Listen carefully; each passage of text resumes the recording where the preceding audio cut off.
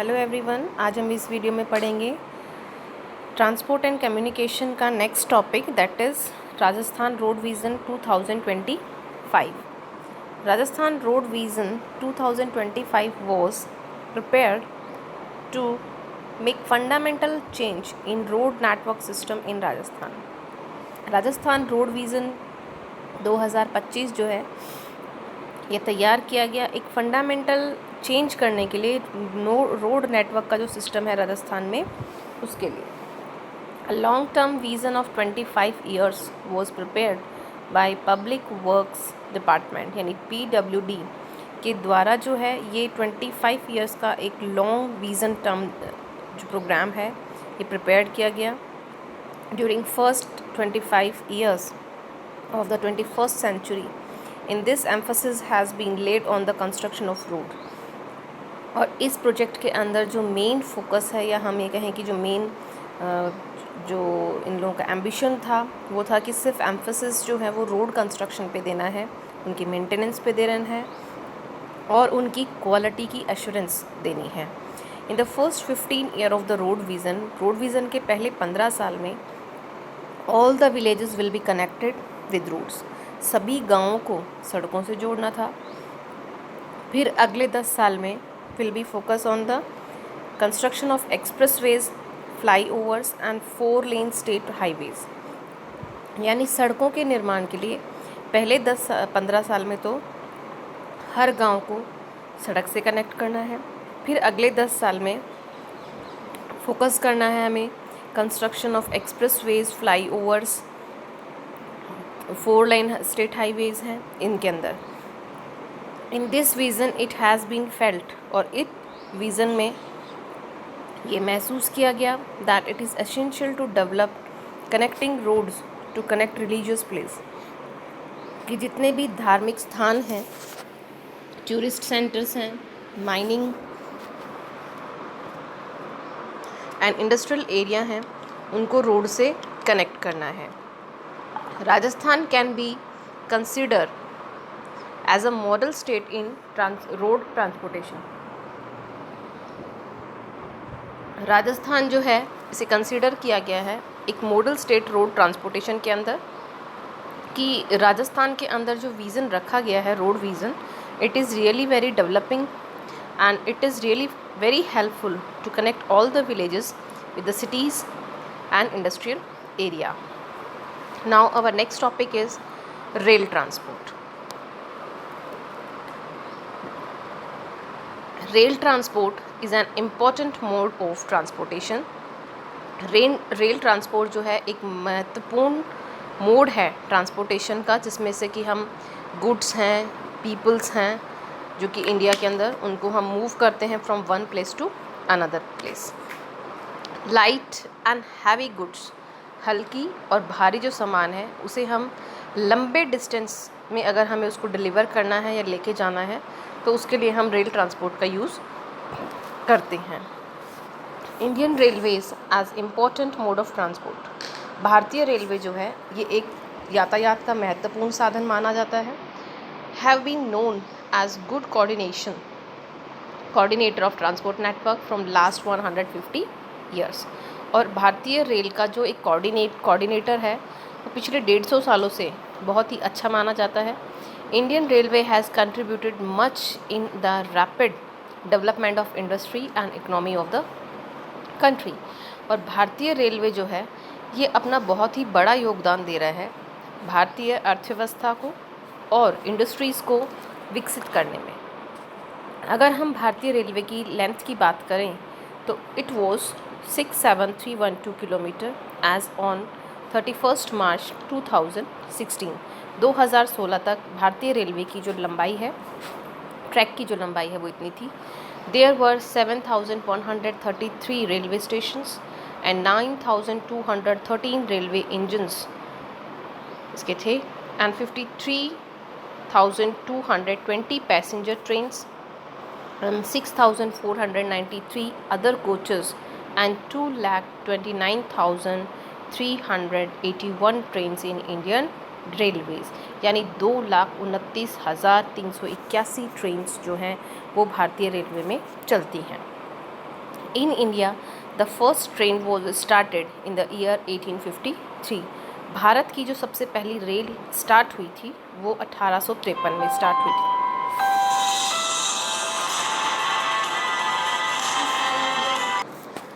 So in India, the first train was started in the year 1853. It was run between Mumbai and Thane on 33.6 kilometer long railway line on 16 April 1853.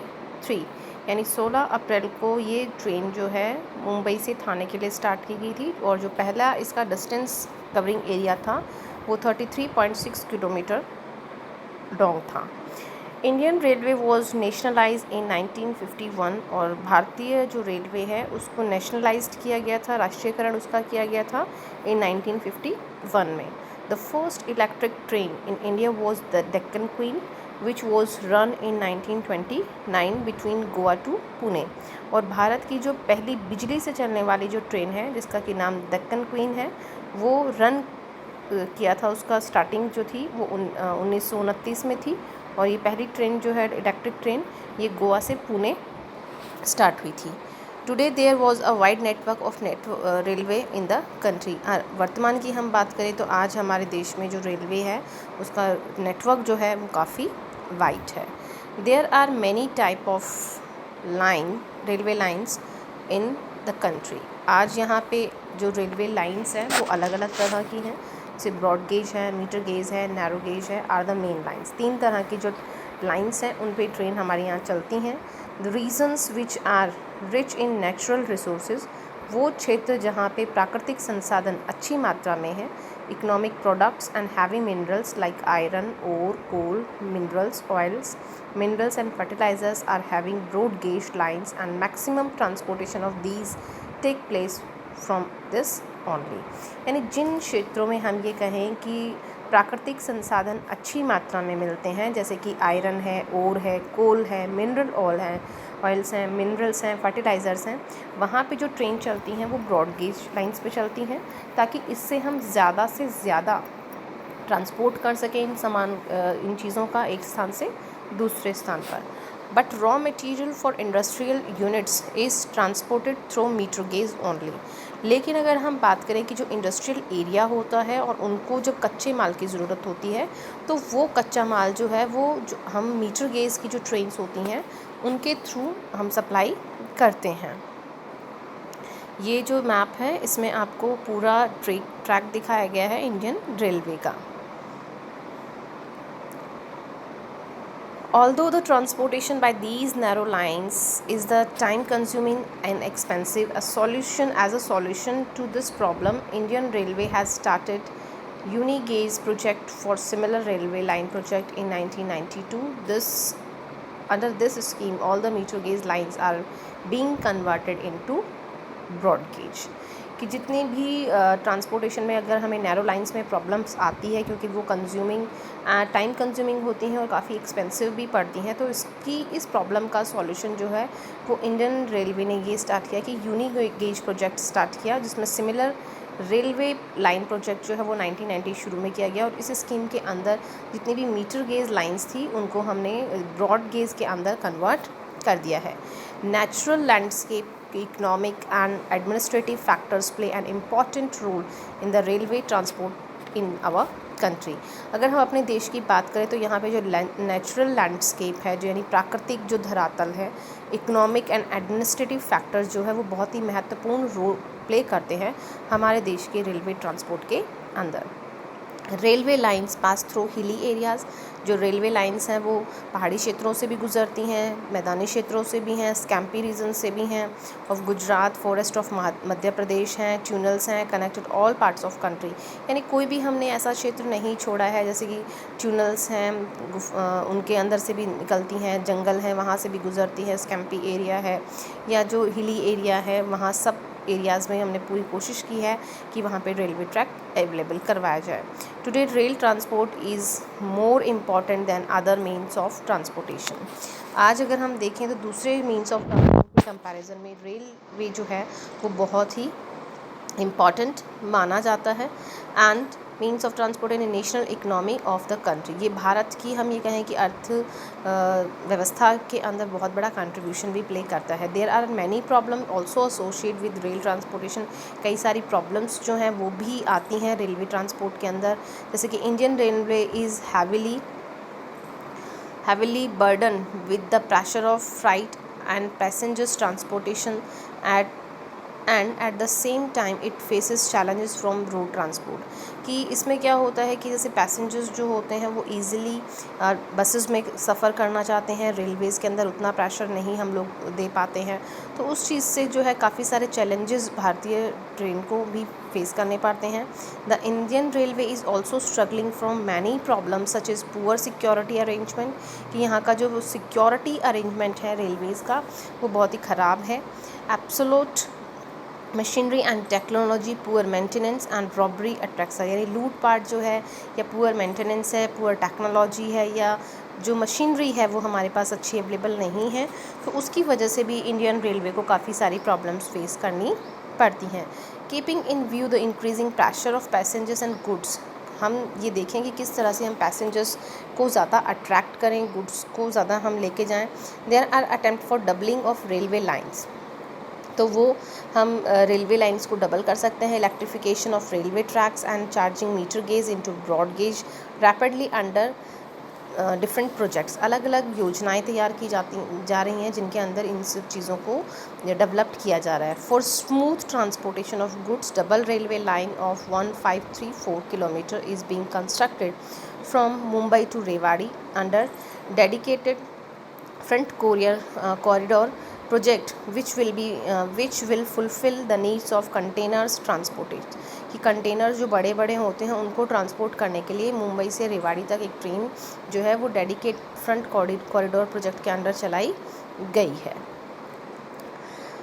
Rajasthan has 11% of total railway line network in India. Bharat की जो total railway network है उसका 11% अकेले राजस्थान में आता है। Total length of railway line in Rajasthan was 5,870 kilometer in March 2013-14, which was 9.4 of the total length railway line of 64,000 kilometer broad gauge in Rajasthan में है, and 82.9% जो total length का है।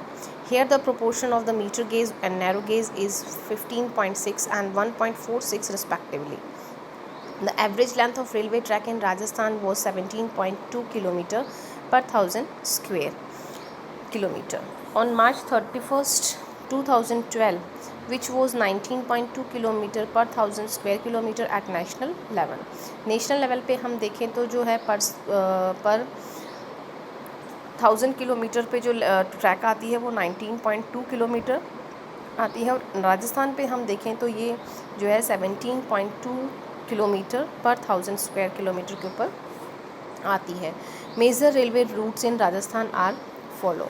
राजस्थान के अंदर जो रेलवे लाइन के जो मेजर रूट्स हैं वो जयपुर मुंबई रेलवे रूट है, जोधपुर हावड़ा रेलवे रूट है, दिल्ली अहमदाबाद रेलवे रूट है, उदयपुर दिल्ली रेलवे रूट है, बीकानेर दिल्ली रेलवे रूट है, जयपुर दिल्ली रेलवे रूट है, जयपुर गंगानगर रेलवे रूट है, फुलेरा दिल्ली रेलवे रूट है, जयपुर सवाई माधोपुर रेलवे रूट है, जयपुर आगरा रेलवे रूट है, जयपुर जम्मू तवी रेलवे रूट है, जोधपुर गुवाहाटी रेलवे रूट है, जयपुर लुहारू रेलवे रूट है, जयपुर चेन्नई रेलवे रूट है, and Jodhpur Haridwar railway route है। These are the important routes of Rajasthan where we have to moving the railway transport. The next topic is pipeline transport. Pipeline is a comparatively a new mode of transport in India। Bharat के अंदर अगर हम देखें तो pipeline transport जो है वो rail और जो रोड ट्रांसपोर्ट है उसके कंपैरिजन में नया हम कह सकते हैं। Earlier use of pipeline was limited in cities and industry for water supply only. कि हम पहले की बात करें तो शहरों के अंदर और जो इंडस्ट्रियल एरिया है वहाँ पे पाइपलाइन जो ट्रांसपोर्ट है उसका इस्तेमाल केवल पानी सप्लाई करने के लिए किया जाता था। Today it is use to supply crude oil, petrol products and natural gas to oil refineries, fertilizers factories and thermal power station. लेकिन आज प्रेजेंट की अगर हम बात करते हैं तो इस पाइपलाइन ट्रांसपोर्टेशन का इस्तेमाल जो हम क्रूड ऑयल, पेट्रोल प्रोडक्ट्स हैं या नेचुरल गैस जो रिफाइनरीज़ में और फर्टिलाइजर्स फैक्ट्रीज़ में, थर्मल पावर स्टेशंस में चाहिए होती है उसका हम ट्रांसपोर्टेशन इसके थ्रू करते हैं। Solid and soluble substance are transform into liquid form. Solid और जो सॉल्युएबल जो घुलनशील जो सब पदार्थ होते हैं उनका ट्रांसफॉर्म इनटू लिक्विड फॉर्म हम कर सकते हैं थ्रू पाइपलाइन। यानी कोई भी लिक्विड या गैशियस मटेरियल हमें ट्रांसपोर्ट करना है तो वो थ्रू पाइपलाइन ट्रांसपोर्टेशन हम इजीली कर सकते हैं। Establishment of oil refineries in interior area of the country such as Barauni, Mathura and Panipat and gas based. जिस तरह से अगर हम बात करें कि भारत के जो इंटीरियर एरिया है वहाँ पे जो ऑयल रिफाइनरीज़ हैं जैसे बारोनी, मथुरा और पानीपत में, और गैस बेस्ड जो fertilizer plants in the interior parts of have been possible due to the network of these pipelines only। यानी जो हम लोगों ने ये स्टार्ट किया है ये पाइपलाइन के थ्रू ही पॉसिबल हो सकता है। Initial cost of laying pipeline is high but the operating cost is low. यानी इनको पाइपलाइंस को जब हम लाइन करते हैं, बिछाते हैं, तो वो कॉस्ट ज़्यादा होती है, लेकिन इनका जो ऑपरेटिंग कॉस्ट होती है वो हाई नहीं होती है। In pipeline transportation delay is supply and losses in process of transportation in negligible. यानी कि सामान टाइम पे नहीं पहुंचा है, कम पहुंचा है, नुकसान हो गया है, वो चीज़ें पाइपलाइन ट्रांसपोर्ट में कम है। There are 3 major pipeline network in the country. Bharat के अंदर 3 मेजर पाइपलाइन नेटवर्क्स जो है वो बिछाए गए हैं। 1 branch is from the oil regions of Upper Assam to Kanpur via Guwahati, Barauni and Allahabad, and then Barauni to Haldia via Rajdhan. The second branch is from Rajdhan to Morigram and from Guwahati to Siliguri. From Salawa to Vishwagram in Gujarat and Jalandhar in Punjab via Mathura, Delhi and Sonipat. Another branch connects Kweli near Vadodara to Chaksu and the other places। यानी इस तरह से इन pipelines को हमने अलग अलग तरीके से बिछाया हुआ है। गैस पाइपलाइंस जो है हाजीरा गुजरात से जगदीशपुर यूपी में कनेक्ट्स करती हैं। It passes through Vijaynagar in Madhya Pradesh. Its branches in Rajasthan are in Kota और Shahjahanpur in UP, Barala and other places in Uttar Pradesh. यानी पाइपलाइन का एक बड़ा नेटवर्क भी हमने अपने देश में इस्टेब्लिश किया है, जिसके थ्रू हम जो है लिक्विड मटेरियल है, गैस मटेरियल है, वो ट्रांसपोर्ट कर सकते हैं हम एक स्थान से दूसरे स्थान पर easily. The next topic is water transport. Water transport is the cheapest of all means of transportation in the country for the long distance because there is no need to be construct transportation routes and only construction of ports as well as the means of water transport are sufficient to develop water transport facility। Water transport की अगर हम बात करें तो ये बहुत ही सस्ता यातायात का साधन हम माना जा सकता है और देश के अंदर लंबे डिस्टेंस को कवर करने के लिए भी इजी है, क्योंकि इसमें एक तो हमारा ये खर्चा बचता है कि हमें इसके लिए कोई भी रोड या ट्रैक नहीं बनानी होती है, खाली पोर्ट्स ही हम लोगों को बनाने होते हैं। तो जिससे हम कह सकते हैं कि इससे हम जो वाटर ट्रांसपोर्ट फैसिलिटीज़ है वो और भी ज़्यादा हम डेवलप कर सकते हैं। Through natural and artificial waterways are essential for its operating. कि या तो प्राकृतिक या जो मनुष्य से निर्मित जो वाटरवेज हैं वो ही इसके लिए ज़रूरी होती है इनको ऑपरेट करने के लिए। Indian have been undertaking sea voyage since long. और समुद्र के थ्रू जो ये काम ट्रांसपोर्ट किया जाता है ये भारत में आज से नहीं, बहुत पहले से ही स्टार्ट है। Sellers have spread trade and culture far and wide. इससे जो नाविक होते हैं वो बहुत अपना व्यापार और अपनी संस्कृति को स्प्रेड आउट कर सकते हैं। It is easy to carry heavy and bulky goods. उसमें जो है आप बहुत भारी सामान को आसानी से लेके जा सकते हैं by water transport। it is also favorable for saving energy and environment friendly।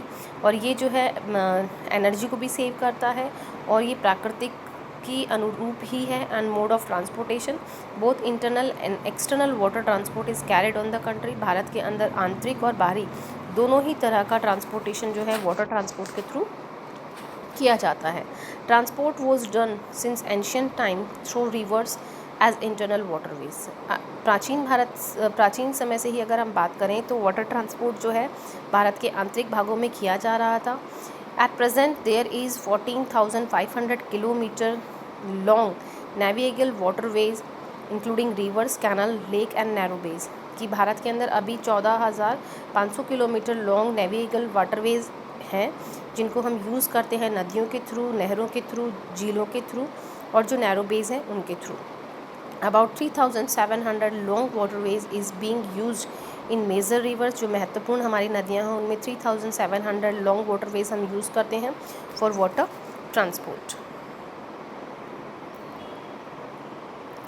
Out of 4300 kilometre long canal network की जो नहरों का नेटवर्क है वो 4300 किलोमीटर है, only 900 kilometre route is usable for water transport, जिसमें कि हम सिर्फ 900 किलोमीटर रूट ही जो है यूज़ करते हैं। About 450 lakh ton goods are being carried through internal waterways, कि करीबन 450 लाख टन गुड्स सामान जो है वो हम इंटरनल वाटरवेज के थ्रू ट्रांसपोर्ट करते हैं। There is 14,500 kilometre long navigable waterways in India but only, यानी भारत में हम अगर देखें तो 14,500 किलोमीटर वाटरवेज का रास्ता हमारे पास में है, लेकिन हम सिर्फ यूज़ उसमें से कर रहे हैं 5,685 kilometre is in mechanical ship. Internal waterways are important means of transport in north eastern states of India. Bharat के जो उत्तरी पूर्वी इलाके हैं वहाँ पे ही हम ये बात करें कि वाटरवेज जो है वो उन स्टेट्स में यूज़ किया जाता है। इसी तरीके से यहाँ पे हमें कुछ नेशनल वाटरवेज भी दिए गए हैं। Rivers of the country like Ganga, Hooghly, Yamuna, Brahmaputra, Narmada, Tapi, बरुंदी, Krishna, Mahanadi provides internal waterways. ये हमें भारत के जो आंतरिक वाटरवेज हैं वो प्रोवाइड करवाती हैं। The following waterways have been declared as national waterways by government of India. नीचे कुछ वाटरवेज के नाम हमें दिए गए हैं जो भारत सरकार ने नेशनल वाटरवेज के रूप में घोषित किए हैं। First is national waterways number 1 है, जो कि ये गंगा और हल्दिया के बीच में, इलाहाबाद के बीच में चलती है। नेशनल हाईवे नंबर 2 जो कि 89 किलोमीटर लॉन्ग है, जो ब्रह्मपुत्र नदी में चलता है। नेशनल हाईवे 3 जो है वो 205 किलोमीटर लॉन्ग है, जो कट्टापुरम से to Kollam near west coast of Kerala चलता है। 4 जो है नेशनल हाईवेज़ के अंदर हम बात करें तो ये 1100 किलोमीटर लॉन्ग है। जो फिर 5th जो है ये 588 किलोमीटर लॉन्ग है, मताही रिवर और महानदी डेल्टा कैनल पे चलता है। Brahmani river along the east coastal canal तक ये मूव करता है। There are also some waterways for transport including Mandovi, Zuari and the काम्ब्रानी, Sundarban, Barak, back waterways of the Kerala and the tidal extension of some rivers. और टाइडल के जो आते हैं, ज्वार भाटे आते हैं, उनकी वजह से भी जो है इनका वेज जो होता है वो एक्सटेंड हो जाता है। Most of the reverse of the country face water shortage, क्योंकि भारत की जो बहुत सारी नदियां हैं उनको वाटर प्रॉब्लम फेस करनी पड़ती है, क्योंकि वो सिर्फ रेनी सीज़न में ही स्टार्ट होती हैं। So no transport is possible in this season. तो उस सीज़न में जो है ट्रांसपोर्ट पॉसिबल नहीं हो पाता है। According to survey made by the ministry of land transport, तो लैंड ट्रांसपोर्ट की जो मिनिस्ट्री है उनके सर्वे के अनुसार अगर हम बात करें तो there are 10 river ways where water is available for the whole year, कि 10 ही ऐसे रिवर वेज हैं जहाँ पे पूरे साल भर पानी उपलब्ध होता है। These river ways have been declared national water ways, और उन्हीं को जो है इन्होंने राष्ट्रीय जल मार्ग के रूप में घोषित किया है। अब इसमें है मेजर सी पोर्ट्स, ये हम आप पढ़ेंगे नेक्स्ट टॉपिक में। Thank you for watching my